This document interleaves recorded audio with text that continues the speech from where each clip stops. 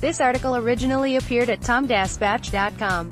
To receive Tom Daspatch in your inbox 3 times a week, click here. By Beverly Goligorsky. Imagine this. Every year during the Great Recession of 2007 to 2009, there were nearly 4 million home foreclosures. In that period, with job losses mounting, nearly 15% of American households were categorized as food insecure. To many of those who weren't foreclosed upon, who didn't lose their jobs, who weren't food insecure, to the pundits writing about that disaster and the politicians dealing with it, these were undoubtedly distant events. But not to me. For me, it was all up close and personal. No, I wasn't foreclosed upon. But my past never leaves me, and so, in those years, the questions kept piling up. What, I wondered daily, was happening to all those people? Where were they going? What would they do? Could families really stay together in the midst of so much loss? I was haunted by such questions and others like them in the same way that I remain haunted by my own working-class childhood, my deep experience of poverty, of want, of worry. I wondered, how were working-class families surviving the never-ending disasters in what was quickly becoming a new Gilded Age in which poverty is again on the rise? As a writer and novelist, I found myself returning to the childhood and adolescence I had left behind in my South Bronx neighborhood in New York City. I thought about those who, like me once upon a time, had barely made it out of the difficulties of their daily lives only to find themselves once again squeezed back into a world of poverty by the Great Recession. How that felt and how they felt raised lingering questions that would become the heart and soul of my new novel, Everybody Has a Story. The book is finished, printed, and in stores, and the Great Recession officially over, or so it's said, but tell that to the increasing numbers of poor families scrabbling to hang on in a world that refuses to see or hear them. What does poverty feel like to a child? President Trump, a man who never knew a moment of need in his life, and the politicians in his thrall regularly use the term working class to mean only those who are white, only those who, they believe, will support their acts. Let me be clear, the working class consists of people who are multiracial and multi-ethnic, immigrant and native-born. If you grew up where I did, you would know the truth of that fact. And here's a question that's never asked: what does poverty actually feel like, especially to a child? I can attest to the fact that it sinks deep into your bones, into the very sinews of your life, and never leaves you. Poverty is more than the numbers that prove it, not at all the way the pundits who write about it describe it. And for those Americans who are just one paycheck, one sick child, one broken-down car away from falling into its abyss, poverty lasts forever. Dreams were seen as a waste of the mental energy needed to seek out and acquire the basics. I was a serious child in an impoverished home, in a poor, working-class, diverse neighborhood in a society that valued women less than it did men. I was born to an immigrant father who worked in a leather factory and a mother who took care of children, her own and those of others.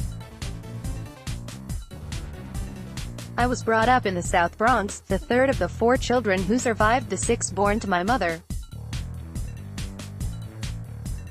With the arrival of each new child, something of material and emotional value was subtracted from the other children's well-being in order to support the new arrival. Dreams were seen as a waste of the mental energy needed to seek out and acquire the basics: food, rent, clothing, whatever was essential to get through a day, a week, or at most a month. To plan long-range would be as useless as dreaming and could only court disappointment. The result of such suppression was anger, depression, and dissatisfaction, which is just to start down an endless list. Whenever I read about crime rates and addiction levels, including the spread of the opioid epidemic in poor urban or rural areas, I know it's the result of anger, depression, and dissatisfaction, of unmet needs, big and small, that breed frustration and, perhaps most importantly, despair. How could I forget our family apartment in the basement of an old 6-story building? Through its windows I could daily watch the feet of people passing by on the street outside. In the summers, that apartment was too hot, in the winters, too cold. My mother scoured it regularly, but there was no way to keep out the rodents that competed for ownership in the night. To deal with this infestation, and fearing ever being alone in the apartment, she brought home an alley cat. However, that cat made my asthma worse. It was my mother's savior and my enemy. Because the clinic where I received my medications and injections was free, we had to accept home visits from a social worker sent to investigate the environment in which I lived. Ahead of her arrival, my brother would remove the cat from the apartment for the duration of the visit. My siblings and I colluded in this ploy in order to keep the outsider from telling us how to live our lives, and to protect me from the possibility of being removed from my home. Passing a life sentence on the poor in that world of poverty, each event, each change resonated through our lives in ways too grim to recall. And nothing that happened in the world of adults was kept hidden from the children. Nothing could be. When, for instance, my father was laid off and could no longer support his family, each of us was affected. My siblings and I worried about our parents in ways that, in middle or upper class families, parents are supposed to worry about their kids. My older brother, then 18 or 19, who might have gone to community college ended up in the army instead, after which, without any special training, his work life consisted of one dead-end job after another. My eldest sister, saddened by our brother's lost chance, considered the possibility of college, always knowing how improbable getting there would be. The youngest of us, my sister and I, the key thing was to get jobs as soon as we could. And we did. I wasn't quite 13 when I lied myself into a job at a juice store under the 3rd Avenue L in the Bronx. Poverty meant buying yesterday's, or even sometimes last week's, bread. In such a world, you shopped by the piece, not the pound. Even time is a different commodity in the world of the poor. Joblessness creates unbearable amounts of time to kill, while working 3 jobs just to get by leaves no time even for sleep. The free time needed to train for, prepare for, or develop a career, or even to relax and develop a life, isn't readily available with a family to feed. Where there are few or no options for mobility, and in these years of the new Gilded Age, cross-class mobility has, in fact, been on the decline, escape fantasies are a necessity of daily life. How else to get through the drudgery of it all? In such a world, so lacking in the possibility of either movement or escape, drugs tend to play a big role in the lives of the young and the middle-aged. Recently, doctors have received much of the blame for providing too many opioid prescriptions too easily, while poverty is hardly blamed at all. One of the cruelest results of poverty is that people often fault themselves for their predicaments instead of a system that devalues their worth. There was a curse, which was also a kind of wish repeated in the hallways of my neighborhood's run-down buildings. It went something like this: may the landlord stay healthy and have to live in this building for the rest of his life. Behind such a wish is the deep knowledge that the people most responsible for one's everyday misery have never had to scrabble for their livings and don't have a clue what poverty feels like. On television or at the movies, crises are often depicted as drawing people closer. In the world of the poor, however, it's often the very opposite. Poverty and unemployment break up homes, tear families apart, send some into substance abuse and others to one miserable job after another. Need in America today, and yet. What's most troubling is not what's changed but what hasn't, which includes what poverty feels like in the body, the psyche, and the soul. In the body, it mostly results in the development of chronic or untreated ailments in a world in which nutrition is poor and, even if available, unbalanced. Asthma is one example that can be found now, as then, in nearly every family living in poor rural areas and inner cities such as the one in which I grew up. In the psyche, poverty begets fear, anxiety, tension, and worry, constant worry. In the soul, poverty, which feels like the loss of you know not what, is always there like a cold fist to remind you that tomorrow will be the same as today. Such effects are not outgrown like a child's dress but linger for a lifetime in a country where the severest kinds of poverty are again on the rise, and was just scathingly denounced by the UN Special Rapporteur on Extreme Poverty and Human Rights, where each tax bill, each favor to the 1%, passes a kind of life sentence on the poor. And that is the definition of hopelessness. Americans who barely made it through the recent recession now find themselves in conditions, in supposed good times, that seem to be worsening.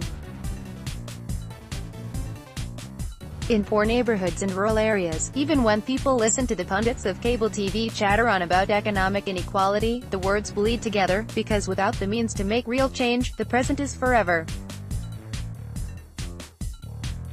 At best, such discussions feel like a teardrop in an ocean of words.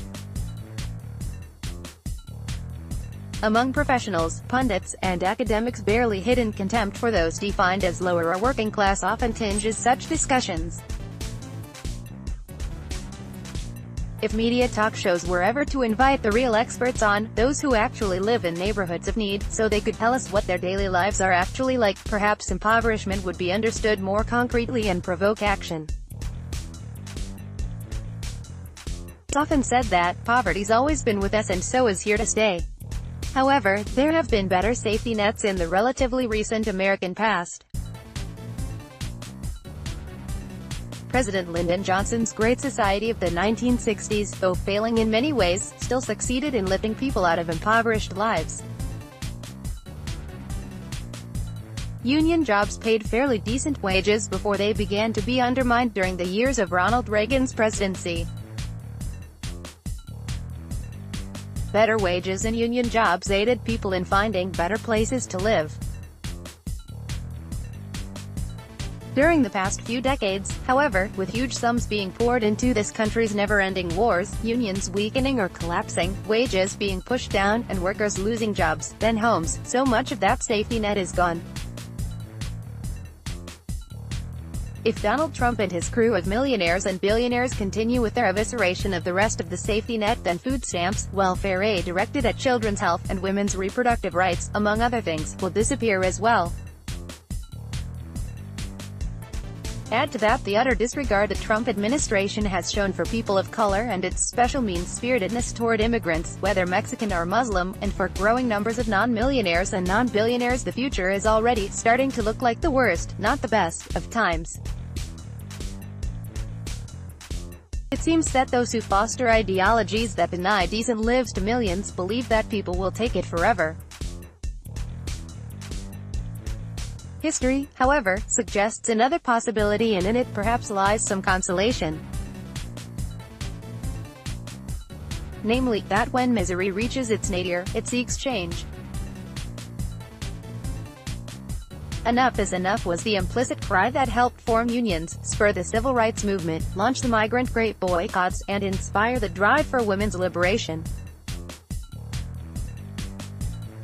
In the meantime, the poor remain missing in action in our American world, but not in my mind. Not in me. Beverly Goligorsky is the author of the just-published novel Everybody Has a Story, Dispatch, Haymarket Books, as well as the novels The Things We Do to Make It Home, a New York Times notable book, and Stop Here, an Indie Next Pick. Her work has appeared in anthologies, magazines, and newspapers, including the New York Times and the Los Angeles Times. Follow Tom Dispatch on Twitter and join us on Facebook. Check out the newest Dispatch book, Tom Englehart's A Nation Unmade by War, as well as Alfred McCoy's In the Shadows of the American Century, The Rise and Decline of U.S. Global Power, John Dower's The Violent American Century, War and Terror Since World War II, John Pfeffer's dystopian novel Splinterlands, and Nick Turse's Next Time They'll Come to Count the Dead. Copyright 2018 Beverly Goligorsky. Download. Do you have information you want to share with HuffPost? Here's how.